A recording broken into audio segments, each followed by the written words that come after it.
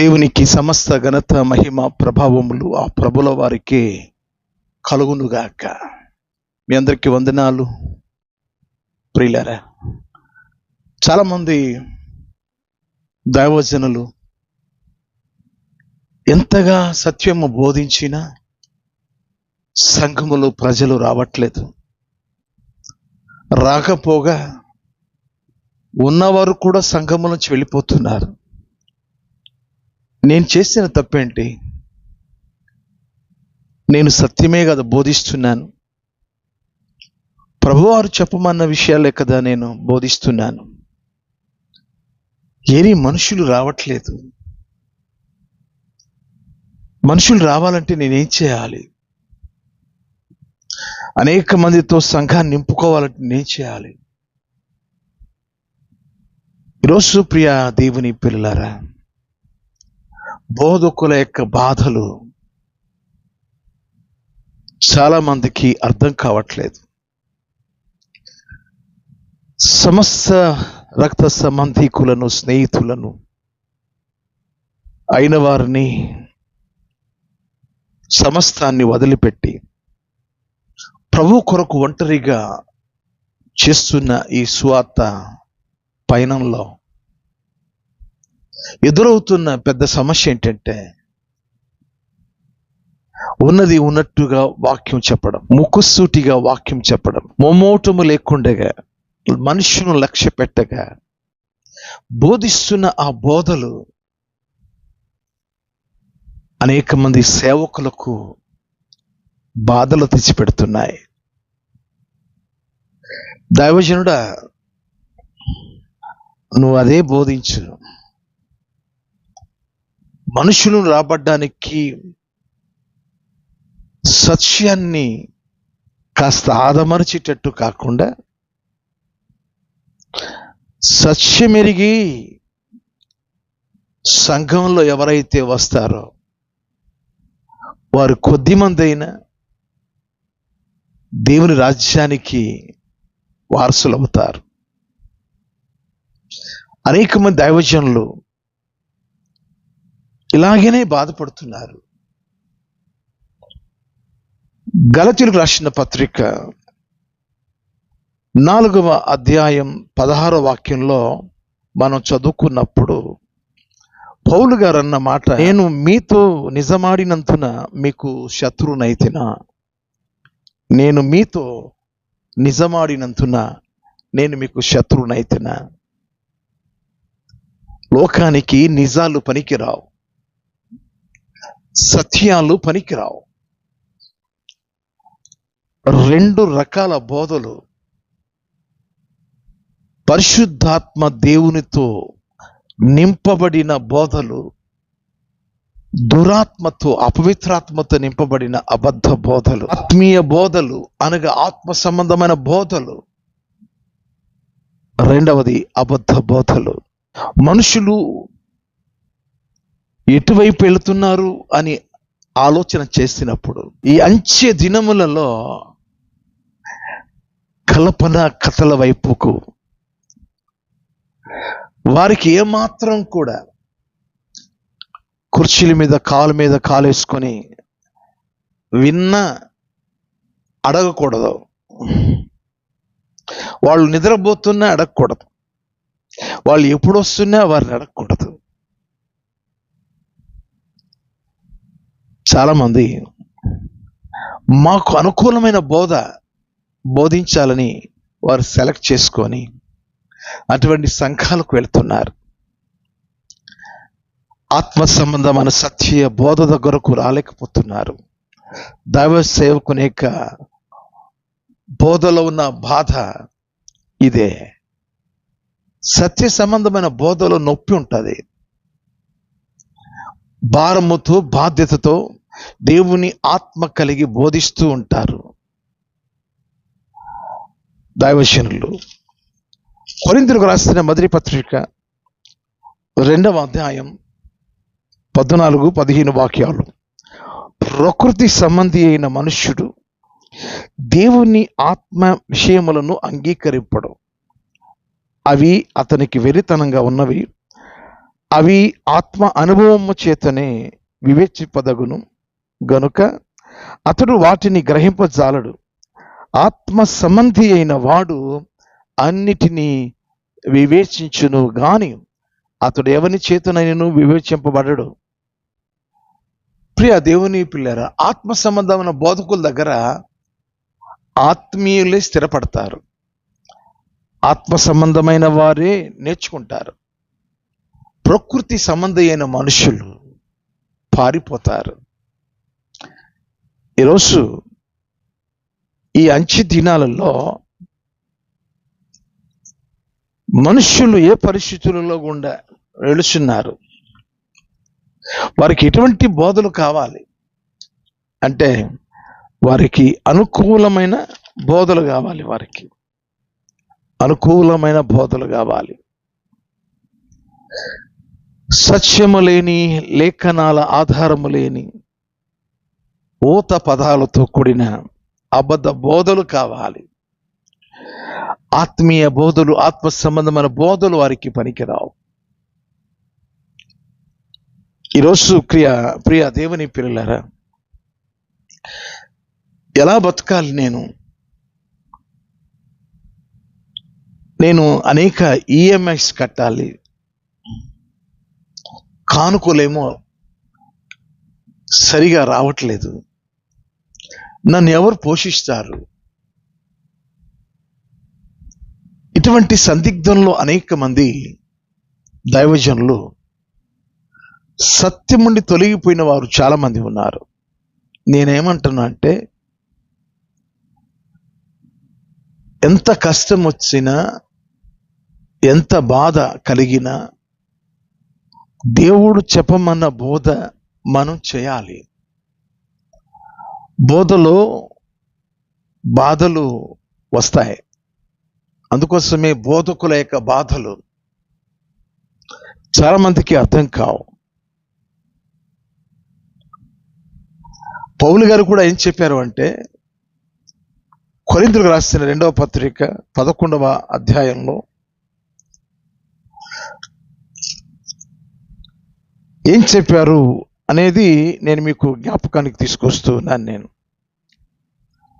11వ అధ్యాయం 8వ వాక్యం, మీకు పరిచర్య చేయుటకై నేను ఇతర సంఘముల వలన జీతము పుచ్చుకొని వారి ధనము దొంగిలిన వాడినైతిని.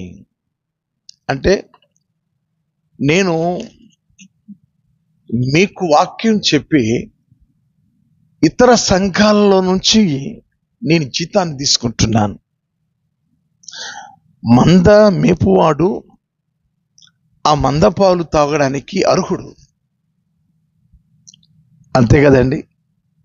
కాబట్టి నేను ఇతరుల సంఘాల వారి ద్వారా జీతం తీసుకొని నేను దొంగతనం చేసినట్టుగా ఉందని బాధపడ్డాడు.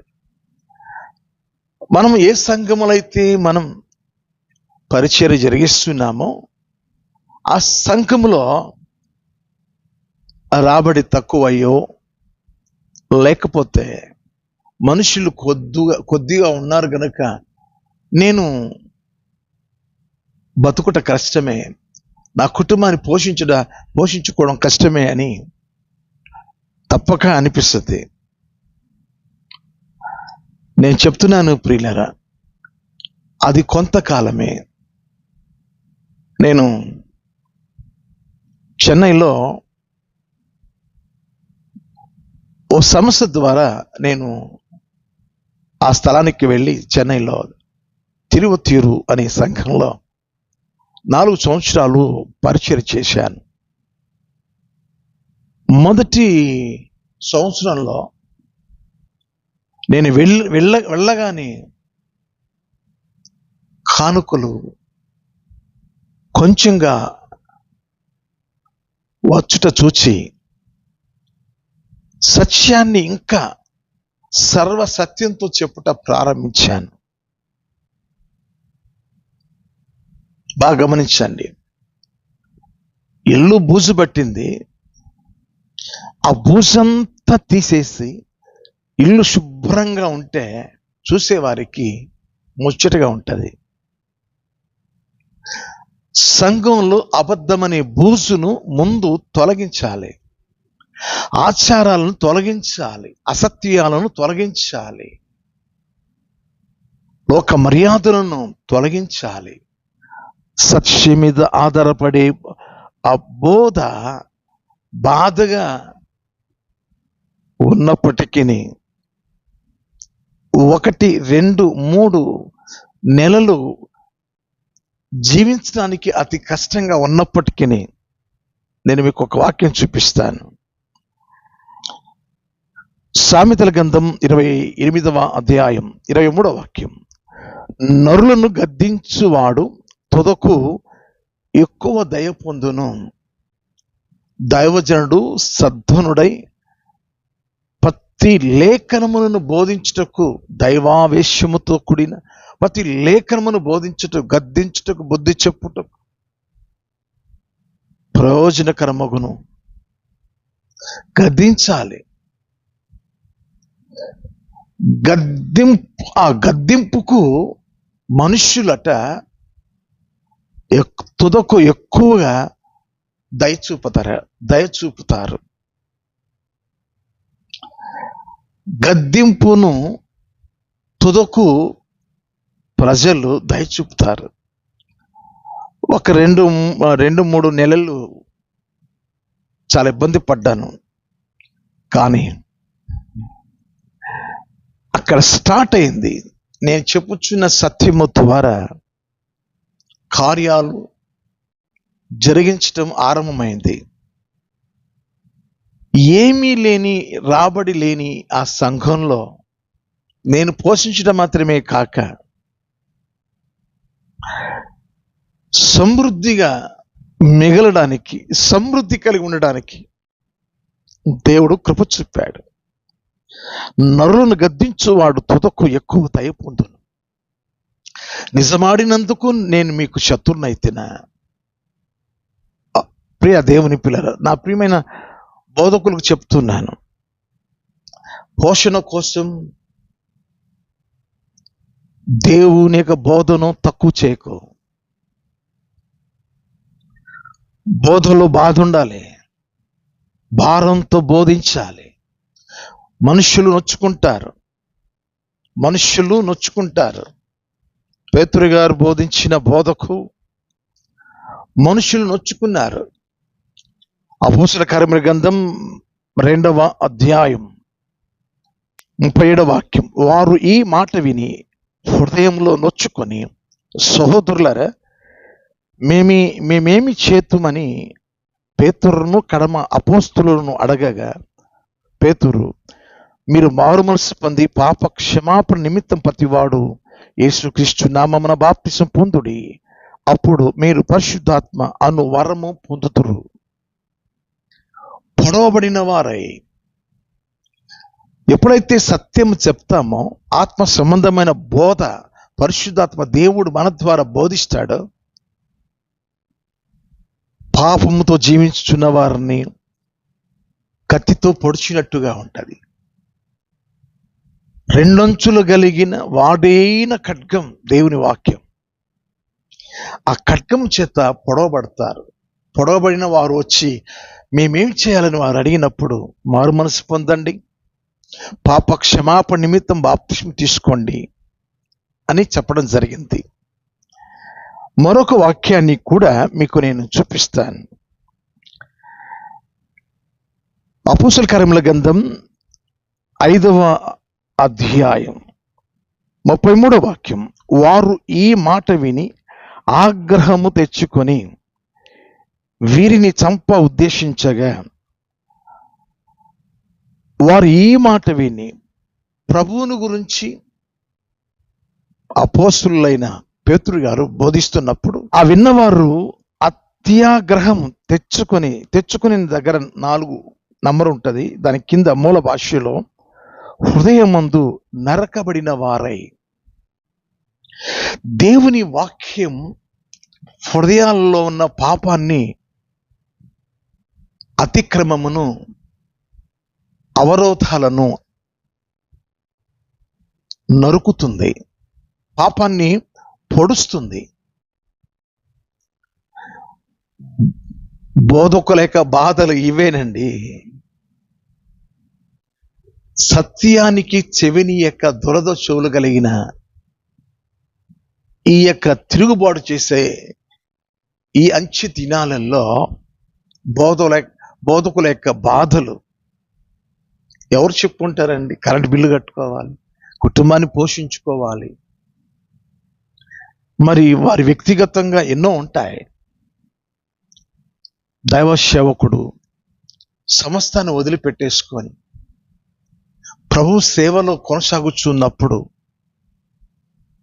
ఆయన బోధించే బోధ సరిగా లేదని, ఇలా బోధిస్తే మనుషులు ఎలా వస్తారు, ఇలా బోధిస్తే నా గురించి చెప్తున్నాడని వారు అనుకుంటారు కదా, నా గురించి చెప్తున్నాడు ఈ పాస్టర్ గారని నీకు ఇచ్చే కానుకలు కూడా రావు.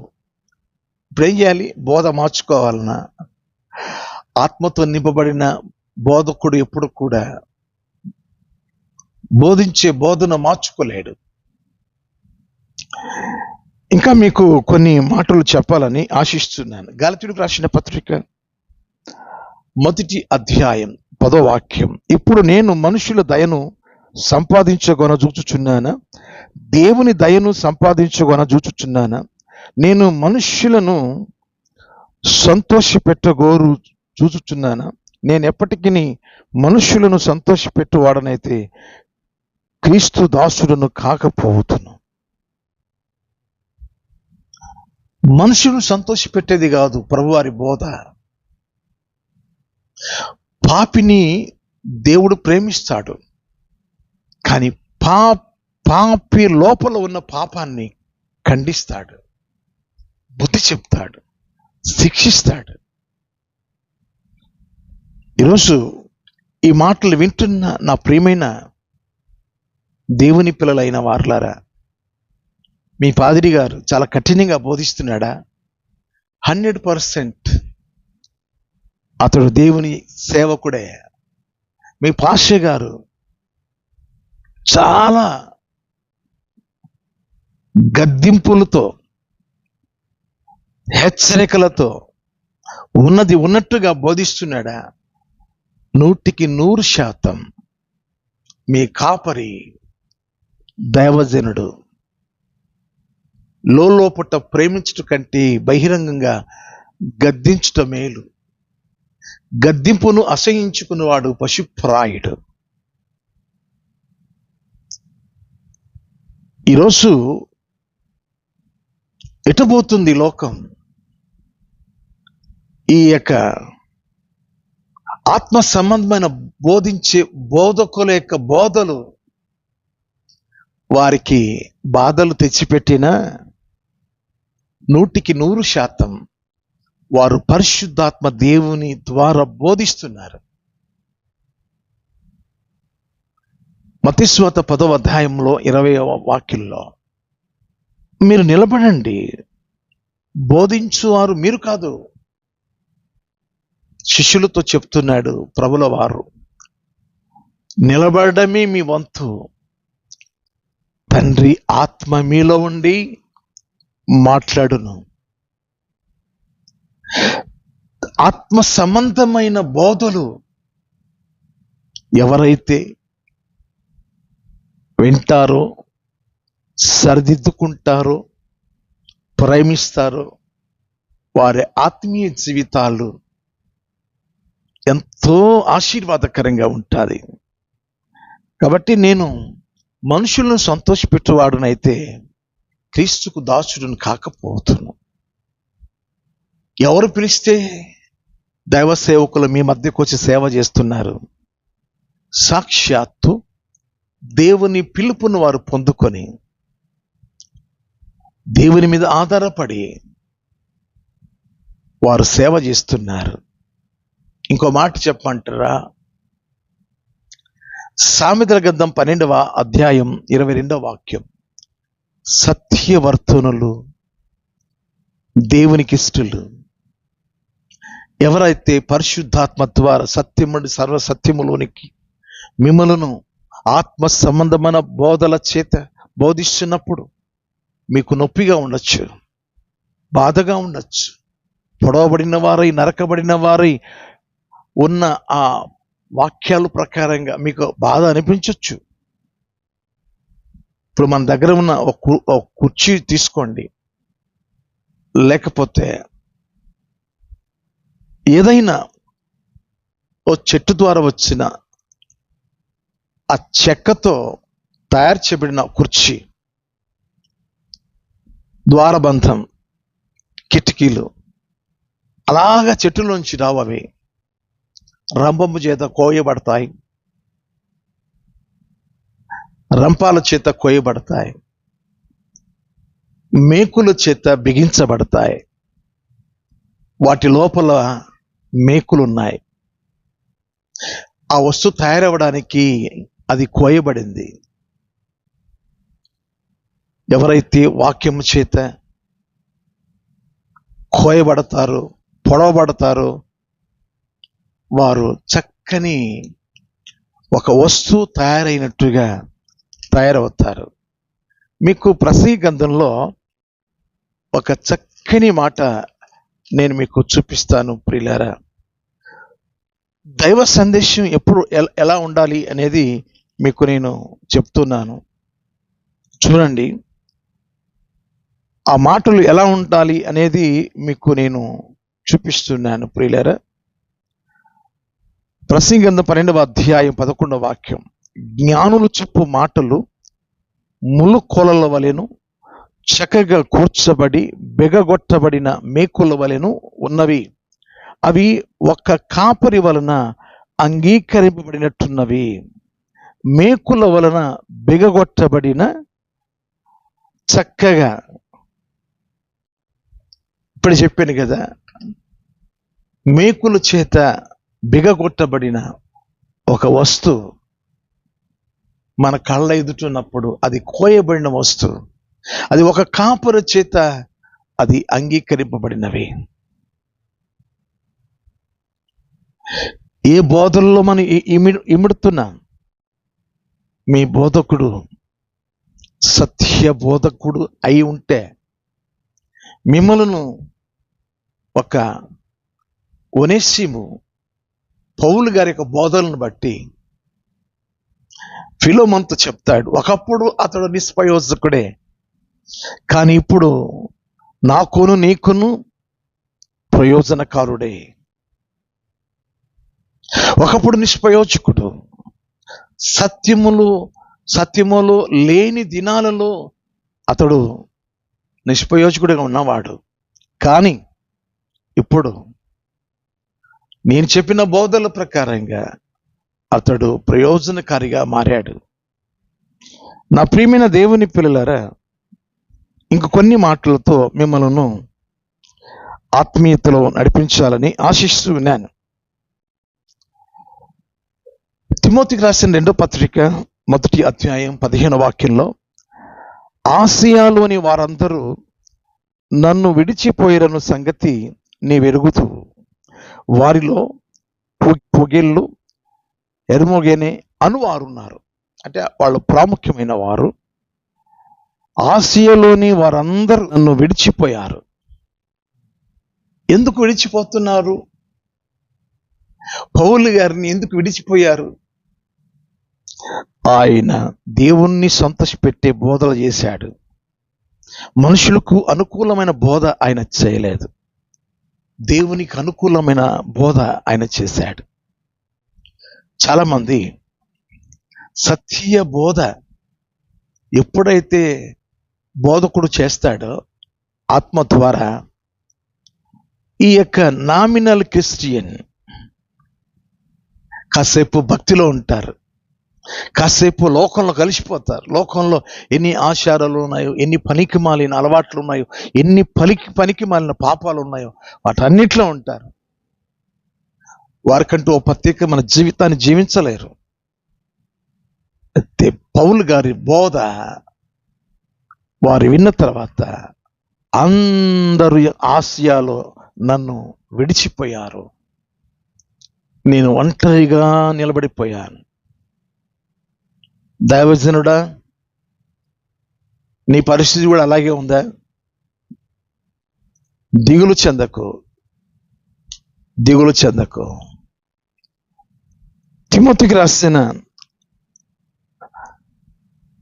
2వ పత్రిక 4వ అధ్యాయం 16వ వాక్యం. నేను మొదట సమాధానం చెప్పినప్పుడు ఎవడునూ నా పక్షముగా నిలవలేదు, అందరూ నన్ను విడిచిపోయిరి, అది వారికి నేరముగా ఎంచబడునుగాక. నా పక్షంగా ఎవరు లేరు. నేను సమాధానంగా చెప్పాను, కానీ ఎప్పుడైతే సత్యం చెప్పి నేను ప్రారంభించానో అందరూ నన్ను విడిచిపోయారు. 2వ పర్యాయం అది జ్ఞాపకం చేస్తున్నాడు, అది వారికి నేరముగా ఎంచబడునుగాక. నీ ఆత్మ సంబంధమైన దైవ సేవకుని విడిచి పారిపోకు. నువ్వు ఎన్ని సంఘాలకు తిరిగి నిన్ను ఆత్మీయతలు నడిపించిన సేవకుని దగ్గరికి రావాల్సిందే. నీ మీద భారంతో బోధించిన బోధ నీకు గాయం చేసినా పర్వాలేదు. దైవజనుడు ఎప్పుడు కూడా పెయిన్, నొప్పితో ఉంటాడు. తన కళ్ళతో పాపం చేసేవారిని చూస్తూ సహించలేడు.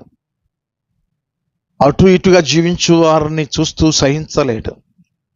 వారిని సత్యముతో నడిపించాలని ఆశతో లేఖనముల ద్వారా ఆత్మ సంబంధమైన బోధ ఉపదేశాలు చేస్తున్నప్పుడు దానికి ఎమడక ఆ యొక్క ప్రజలట వదిలిపెట్టి వెళ్ళిపోయారు. ఒకానొక రోజున ప్రభువారు కూడా ఒంటరిగా శిష్యులు సైతం వదిలిపెట్టి వెళ్ళిపోయారు. జ్ఞాపకం ఉందా మీకు? మత్తయి సువార్త 26వ అధ్యాయం 56వ వాక్యంలో ప్రాణ భయంతో వారు వెళ్ళిపోయారు. ప్రజలు ఎవరు లేరు. అయితే నేను ఒంటరిగా లేను అన్నాడు, నా తండ్రి నాతో కూడా ఉన్నాడు. యోహాను సువార్త 16వ అధ్యాయం 32వ వాక్యంలో సత్యముగా బోధించు వారి పక్షంగా ఎవరు విడిచిపెట్టినా దేవుడు వారితో ఉంటాడు.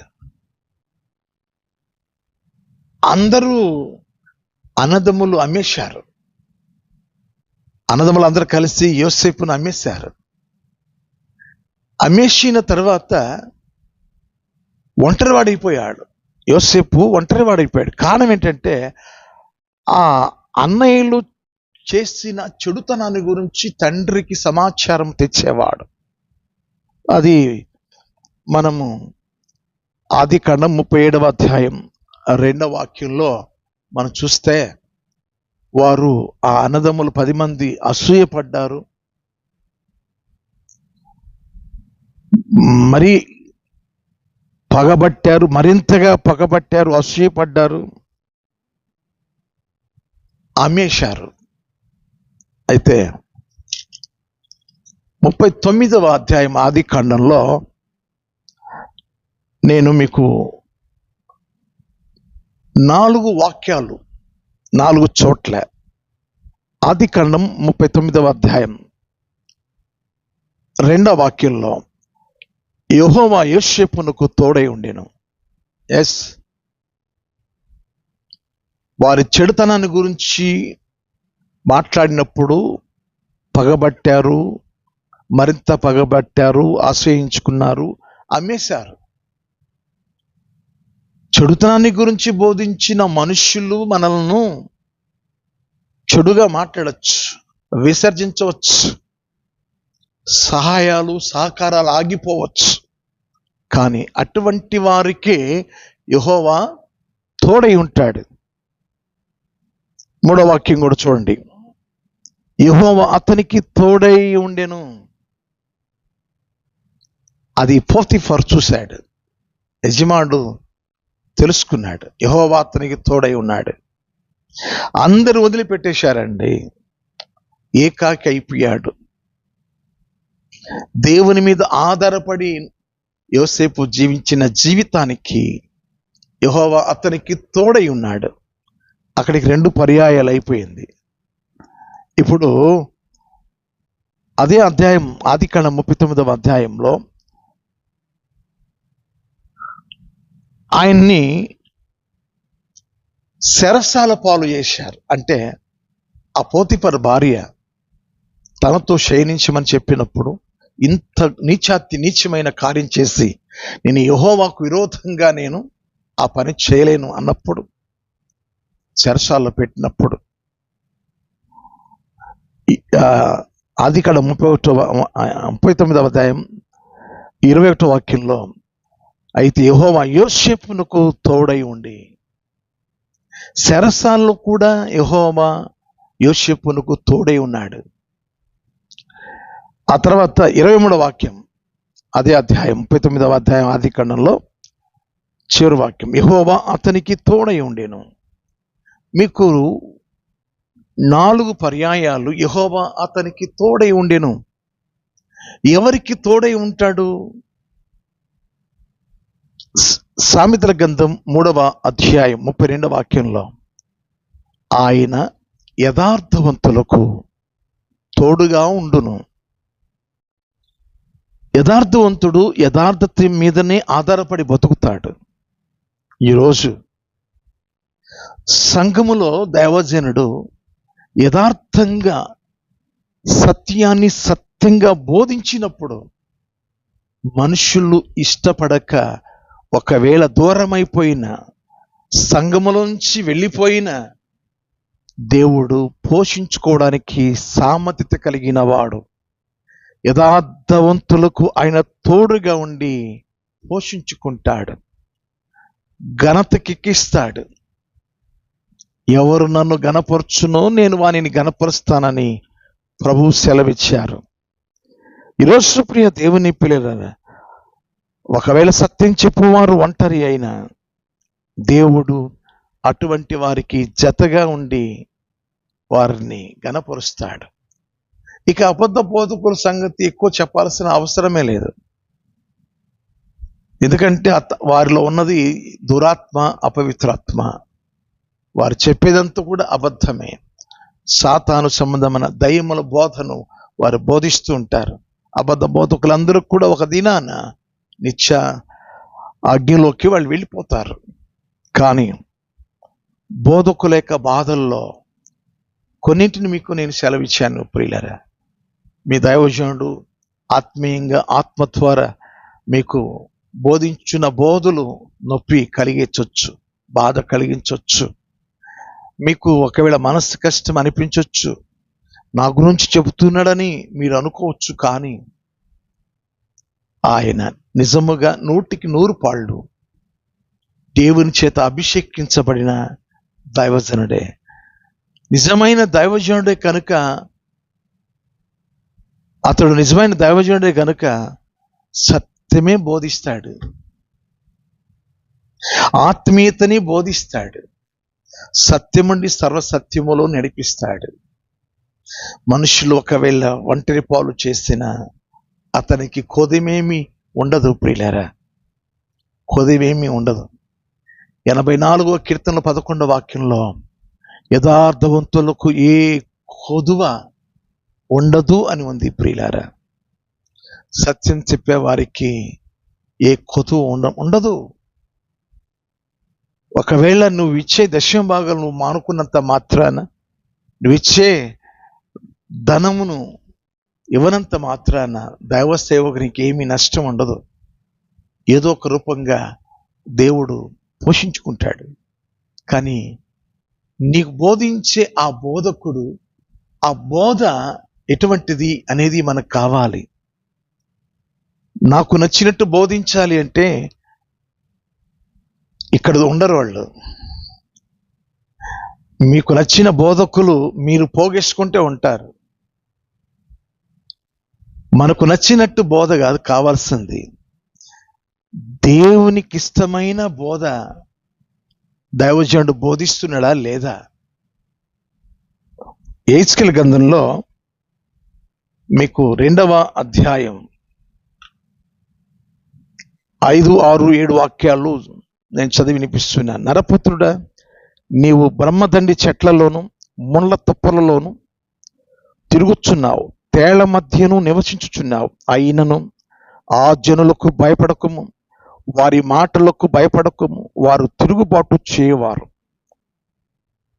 వారికి భయపడకము, వారు తిరుగుబాటు చేయవారు గనక వారు వినినను వినకపోయినను నేను సెలవిచ్చిన మాటను నీవు వారికి తెలియచేయము.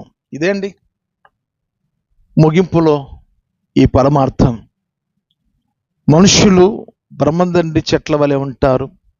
మనుషులు సంఘంలో ముళ్ళ తుప్పల్లా ఉంటారు. మనుషులు తేల కొండల వలె తేలులా ఉంటారు.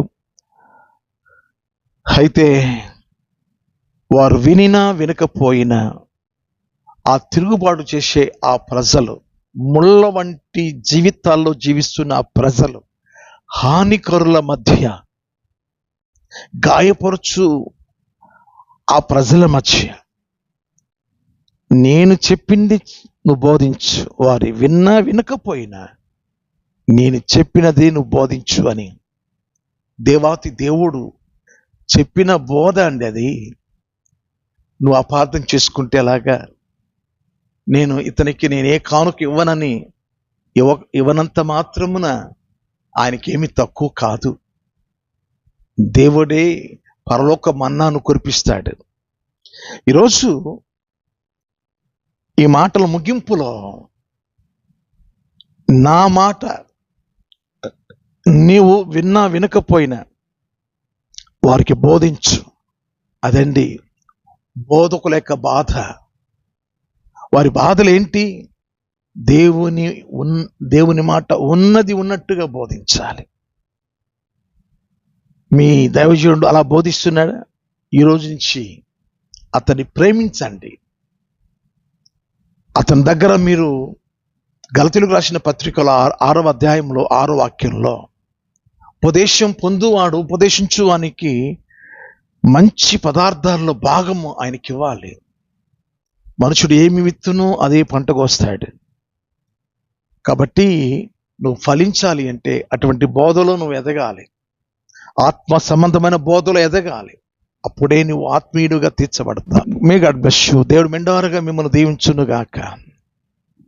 మీకు నా వందనాలు. Thank you. Shalom. Praise the lord.